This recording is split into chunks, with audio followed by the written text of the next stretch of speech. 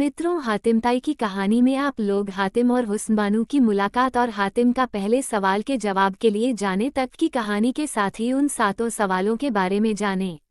अब आगे की कहानी। चला जा रहा राह में हातिम चतुर सुजान प्रभु के चरणों में दिया जिसने अपना ध्यान।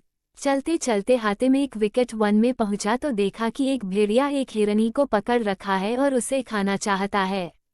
हातिम को दया आई और उसने भेड़िए को फटकारा, अरे दुष्ट, तू ये क्या करता है?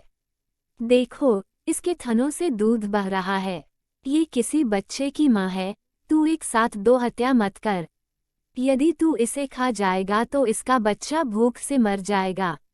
भेड़िया डर के मारे रुक गया और बोला, मैं जान गया कि अवश्य तू हातिम है, क्योंकि हातिम के सिवा और इतनी दया कौन कर सकता है।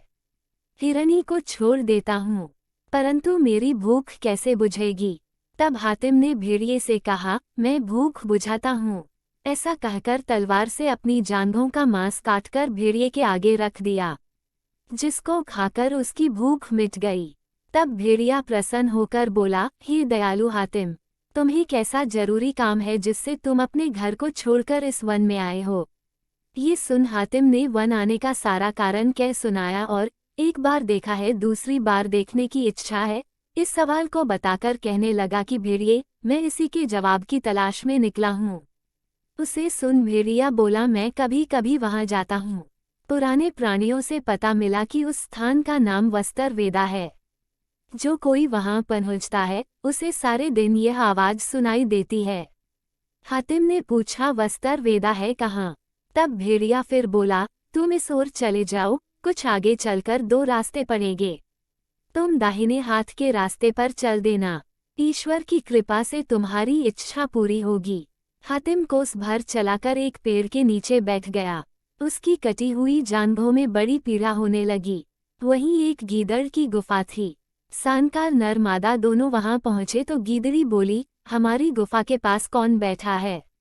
गीदड़ बोला, हे प्यारी, बहुत दिन पहले मेरे पुरखे कहा करते थे कि इस पेड़ के नीचे किसी दिन हातिम आएगा। यह अभी एक भेड़िए से हिरनी के प्राण बचाकर और अपनी जांघों के मांस से भेड़िए की भूख बुझाकर आया है। इस समय इसकी जांघों में बड़ी तकलीफ है और इसे वस्तर वेदा पहुंचना है।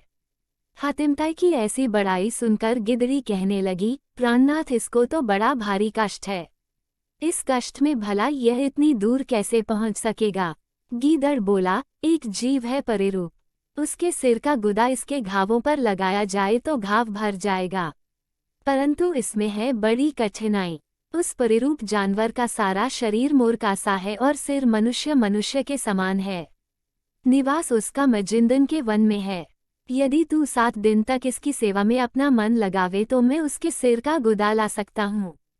गिदड़ी बोली, तुम जल्दी जाकर औषधि लाओ, मैं इसकी सेवा में लगी रहूंगी। इतनी बात सुन गीदड़ दौड़ा और मजिंदन के वन में पहुंचा। क्या देखता है कि परिरूप जानवर एक पेड़ के नीचे सो रही है। गीदड़ ने तत्काल उसका सिर अपने दांतों से काटा और अपने मुंह में दबाकर अपनी गुफा पर आ गया। गीदड़ ने आते ही उसका सिर तोड़कर गुदा निकाला और हातिम के घावों पर भरा तो जांघ ज्यों का त्यों हो गई। हातिम ताई ने कहा, हे भाई, तूने तो बड़ा काम किया, अब तू मुझे अपना कोई काम बता जिसे मैं करूं। ये सुन गीदड़ बोला, यहाँ एक जानवर जिसका नाम गुफ्तार है, हमारे बच्चों को खा जाता है। अगर हो सके तो उससे हमारा पीछा छुड़ा दे। ये कहकर गीदड़ उन जानवरों को दिखाकर अपने एक स्थान पर छुपकर बैठ गया। अब हातिम ने उन जानवरों के नख और दांत तोड़ दिए। तब रो रोकर वो बोले, हे मनुष्य, अब हम किस प्रकार अपना पेट भरेंगे? इतने में ही प्रसन्न होता हुआ गीदड़ आकर बोला, जब तक हम जीवित हैं तब कहीं न कहीं से इनका पेट अवश्य भरेंगे। तब तो जानवर अपने डैक को भूल गए और हातिम भी बड़ा प्रसन्न हो चलने लगा और गीदड़ से बोला, हे भाई, मुझे वस्तर वेदा की राह बता दे। गीदड़ ने रास्ता बता दिया और हातिम ने ईश्वर का नाम ले चल दिया। बड़ी देर चलता रहा तो इतने में ही लगभग 200 रीछ उसके पास आए और प्रसन्न होकर कहा, तुम तो मुझे हातिम दिखाई देते हो। तब हातिम बोला, जी हाँ, मैं हातिम ही हूँ, एक आवश्यक कार्य से जा रहा हूँ। रीछों के राजा ने कहा, मैं तुम्हारे आगमन से बड़ा प्रसन्न हूँ और अपनी पुत्री का ब्याह तुझसे करना चाहता हूँ। ये रीछों का जंगल है और मैं इनका राजा हूँ। मेरी पुत्री तुम्हारे ही योग्य है, इसलिए तुम उसे स्वीकार करो, बड़ी कृपा होगी। ये सुन हातिम चुप हो गया और थोड़ी देर बाद बोले, हे रीछराज, तुम जानवर हो और मैं मनुष्य हूँ। भला यह मेल कैसे मिल सकता है? रीछों का राजा बोला, रात्रि का आनंद पशु और मनुष्य दोनों का एक समान है, इसलिए तुम सारी चिंता को त्याग मेरे जमाता बनो। ऐसे कहकर सब रीछों को आज्ञा दी कि एक उत्तम स्थान में मेरी पुत्री को सजाकर लाओ। अपने राजा की आज्ञानुसार रीछों ने ये काम बड़ी शीघ्रता से कर दिया। रीछराज ने अपनी पुत्री का विवाह हातिम के साथ कर दिया। दोनों के रहने के लिए एकांत में स्थान बना दिया। रीछराज की पुत्री औरतों सी महान सुंदरी थी। उससे आनंदपूर्वक भोग विलास करने लगा और मेवा खा खाकर पेट भरने लगा। एक दिन हातिम अपनी पत्नी से कहने लगा, हे प्यारी, मैं ईश्वर की राह में झूठ बोलने को महापाप समझता हूँ। देखो, मैं एक बड़े आवश्यक काम के लिए जा रहा था, लेकिन तेरे पिता ने मेरे साथ तेरा ब्याह कर दिया।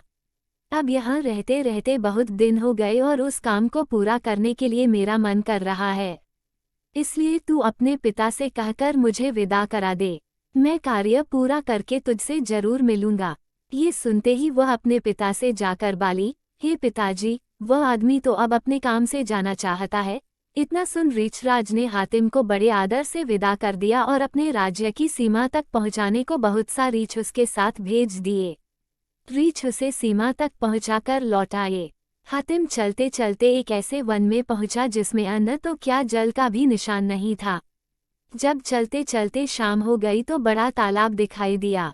हातिम उसमें जाकर स्नान किया और फिर किनारे बैठ गया। इतने में एक नंगी स्त्री निकली और हातिम का हाथ पकड़कर उसी तालाब में ले गई।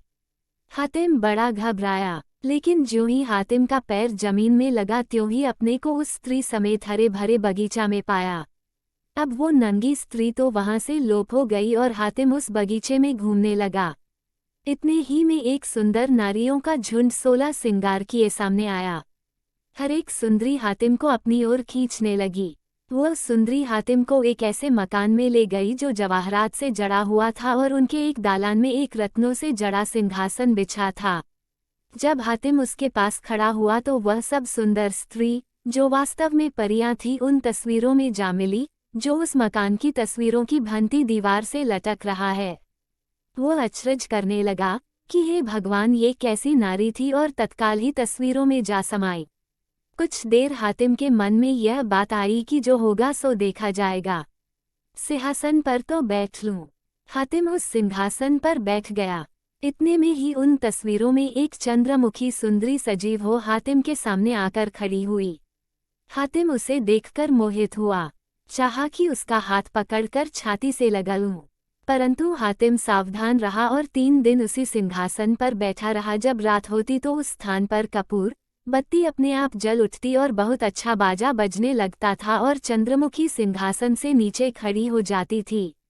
हातिम को देखकर मुस्कुराती थी। तब हातिम ने उस चंद्रमुखी का हाथ पकड़कर ऊपर खींचना चाहा।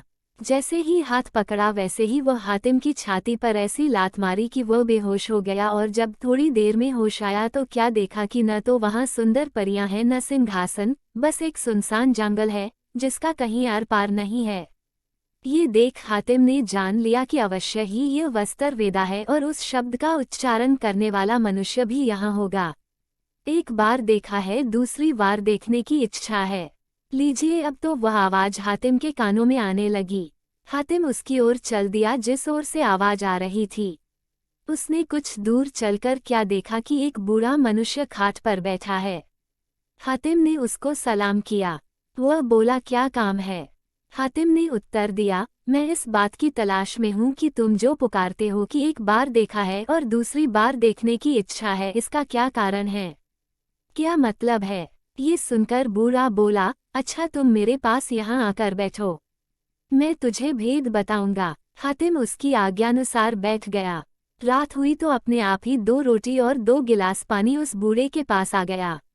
बूढ़े ने 1 रोटी 1 गिलास तो हातिम को दिया और 1 रोटी 1 गिलास आप ले लिया। अब दोनों ने रोटी खाई और पानी पिया। तब वह बूढ़ा कहने लगा, हे मुसाफिर अब तू वो बात सुन, जिसकी तलाश में तू भटकते हुए यहाँ तक आ गए हो। उसके बाद बूढ़े ने कहना शुरू किया। एक दिन दिल बहलाने को घूमता हुआ मैं एक तालाब पर पहुंचा तो पहुंचते ही एक नंगी स्त्री उस तालाब से निकली और मेरा हाथ पकड़कर तालाब के अंदर खींच ले गई। जब मेरा पैर नीचे जाकर जमीन से लगा तो तत्काल ही अपने को एक हरे भरे बगीचे में देखा और वह स्त्री लोप हो गई। परंतु फिर परियों के झुंड मेरे सामने आए। उन परियों ने एक रमणीक मकान में ले जाकर मुझे एक सिंहासन पर बैठा दिया। एक चंद्रमुखी मेरे पास आई तो मैं मूर्छित हो गया। थोड़ी देर में होश आया तो न रुका गया। मैंने उसका हाथ पकड़ के अपनी ओर खींचा, तब उसने छाती में ऐसी लात मारी कि मैं इस विकट वन में आ पड़ा। उसी दिन से मेरी ये दुर्दशा है। बहुतेरा चाहता हूँ कि उस रमणीक स्थान और उस चंद्रमुखी को दूसरी बार देखूं, परंतु कुछ दिखाई नहीं देता। ऐसे कहकर वह बूढ़ा पागल की तरह भागा और कहने लगा कि एक बार देखा है, दूसरी बार देखने की इच्छा है। ये सुन हातिम ने जान लिया है कि यह बिरह का सताया है। तब उसे पकड़कर बिठाया और कहने लगा कि क्यों बाबा, तू वहां पहुंच जावे तो खुश होगा। मैं तुझे उसी स्थान पर पहुंचाऊंगा भी और तेरी प्यारी से मिलाऊंगा भी। इतनी बात सुनकर बूढ़ा हातिम के साथ हो लिया। दोनों चलते चलते एक पेड़ के नीचे पहुंचे जो उस तालाब से थोड़ी दूर पर था। तब हातिम ने कहा, हे बाबा, जो तू अपनी प्यारी को देखना चाहता है तो उसका हाथ कभी न पकड़ना। वह तेरे आगे हाथ जोड़े खड़ी रहेगी, नहीं तो इसी जंगल में आना पड़ेगा। अब तू जा और उस तालाब के तीर पर खड़ा हो जा। ये सुनते ही बूढ़ा तालाब पर पहुंचा और नंगी नारी तालाब में से निकली और झट से उस बूढ़े का हाथ पकड़कर पानी में ले गई और हातिम शाहाबाद की ओर चलने लगा।